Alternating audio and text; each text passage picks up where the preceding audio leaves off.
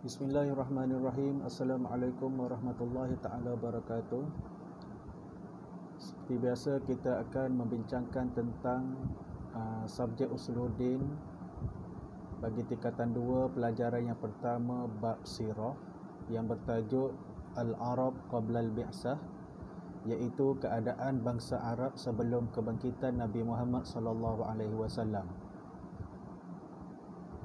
Dan perbincangan dalam pelajaran ini terbahagi kepada dua perbincangan, iaitu yang pertama, mafhum as-sirah an-nabawiyah. Apakah yang dimaksudkan dengan sirah nabawiyah? Dan yang kedua, perbincangan tentang al-arabu qabla al-bi'sah min haisul i'tiqad wal ijtima' was thaqafah, iaitu perbincangan tentang keadaan bangsa Arab daripada sudut i'tiqad, pegangan, wal ijtima', kemasyarakatan, was thaqafah, dan kebudayaan. Okey, kita teruskan dengan ta'rif as-sirah lughatan wa istilahan, iaitu sirah pada sudut bahasa ialah as-sunnatu wat tariqah, iaitu cara dan kaedah. Istilahan, daripada sudut istilah, qissatul hayati wa tarikhuha, iaitu kisah kehidupan dan sejarahnya. Kemudian kita pergi lagi kepada ta'rifut tarikh, pengertian sejarah, lughatan al-waqtu, iaitu daripada sudut bahasa dia ditakrifkan sebagai masa. Istilahan, jumlatul ahwalil wal ahdas allati yamurru biha kainun ma'alal fardi awil mujtama', iaitu satu himpunan keadaan dan peristiwa yang dialami oleh mana-mana makhluk pada individu ataupun masyarakat.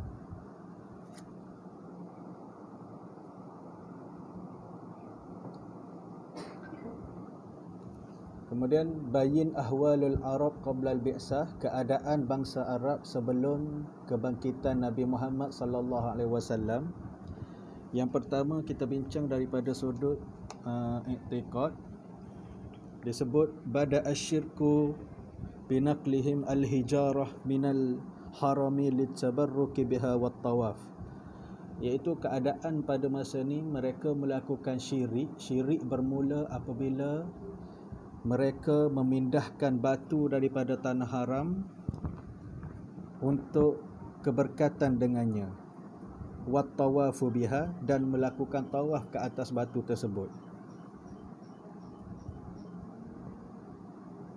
Waja'a Amru bin Luhai al-Khizai bis-sanami fanasabu haulal Ka'bah, dan telah datang Amru bin al-Khizai dengan membawa berhala untuk disembah oleh masyarakat Arab Mekah. Wa antasharat al-asnamu fi biladil Arab, dan masyarakat Arab pun mulalah untuk menyembah berhala di Mekah. Al-ijtima', daripada sudut kemasyarakatan, nasya'at fil mujtami' al-arabi, lahirlah masyarakat Arab yang ada sayyi'ah, yang beradab dengan adab yang buruk, dan ada juga wa adatul hasanah, dan adat yang baik. Okey, adatus sayyi'ah, adab yang buruk yang terjadi dalam masyarakat Arab ni ialah yang pertama, tabarruzun nisa al-kashif, wanita berhias menampakkan kecantikan, iaitu mereka memuja ataupun menjadikan golongan wanita ini sebagai perhiasan untuk melepaskan nafsu syahwat mereka. Yang kedua, wa'dul banat, membunuh anak-anak perempuan. Seseorang lelaki menanam anak perempuannya selepas dia dilahirkan secara hidup-hidup di dalam tanah kerana takutkan kemiskinan. Itu fahaman bagi masyarakat Arab pada masa itu. Kemudian yang ketiga, syarbul khamar wal ijtima'u 'alaiha, meminum arak dan berkumpul untuk tujuan tersebut. Mereka melakukan ataupun mereka berkumpul dalam satu majlis dengan tujuan untuk minum arak sahaja. Dan al-qimar, masyarakat pada masa itu juga gemar bermain judi. Wa'adatun hasanah, dan adat yang baik dalam kalangan orang-orang Arab pada masa sebelum kedatangan Nabi ini ialah yang pertama, sidqul hadis, iaitu bercakap benar. Yang kedua, qira'at dhaifi, memuliakan tetamu. Yang ketiga, al-wafa'u bil uhud, mereka ini menepati janji. Yang keempat, ihtiramul jiran, menghormati jiran. Dan yang kelima, asyuja'ah wan najdah, iaitu mereka mempunyai sifat keberanian dan kemenangan.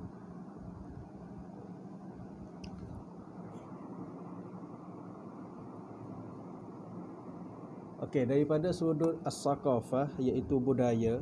Budaya di sini lebih kepada ilmu yang mereka ada, ilmu yang orang Arab tu ada, yang mereka mana ilmu itu diwarisi dalam pelbagai bidang. Ilmu yang pertama ialah ilmu al-anwar, lima'rifati mawaqi'in nujum, iaitu ilmu astronomi ataupun dipanggil oleh mereka dengan ilmu cahaya untuk mengkaji bintang. Mereka mengetahui kedudukan bintang-bintang melalui ilmu ini. Mereka di jalan mereka menggunakannya sebagai petunjuk dalam perjalanan mereka di darat dan di laut. Dan mereka mengetahui masa munculnya bintang-bintang dan menyembah sebahagian daripada bintang-bintang tersebut. Okey, yang kedua, ilmu ar-riyadiyat, iaitu bidang matematik.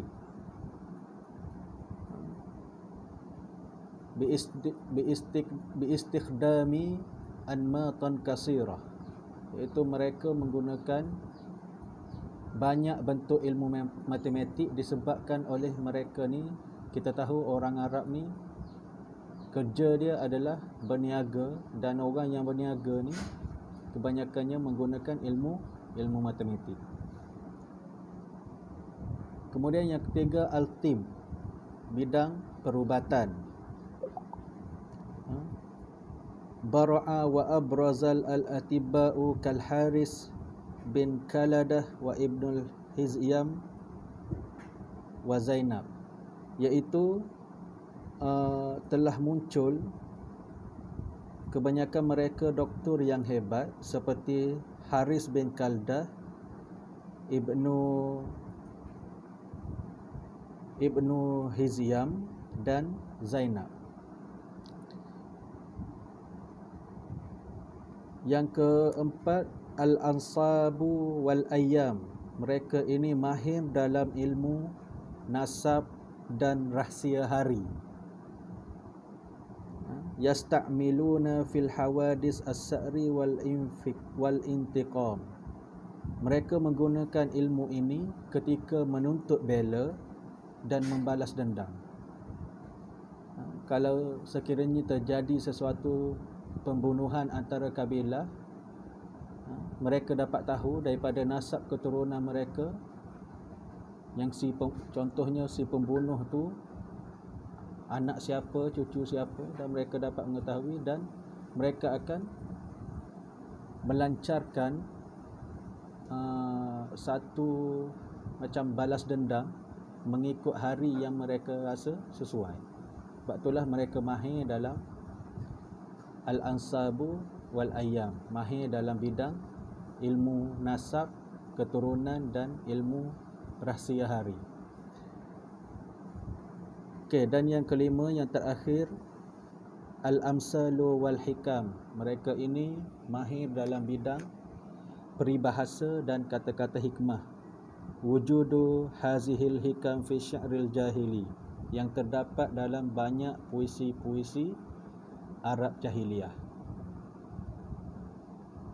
Wallahu a'lam bissawab. Semoga apa yang kita perkatakan pada hari ini memberi manfaat dan pengajaran untuk kita semua. Assalamualaikum warahmatullahi wabarakatuh.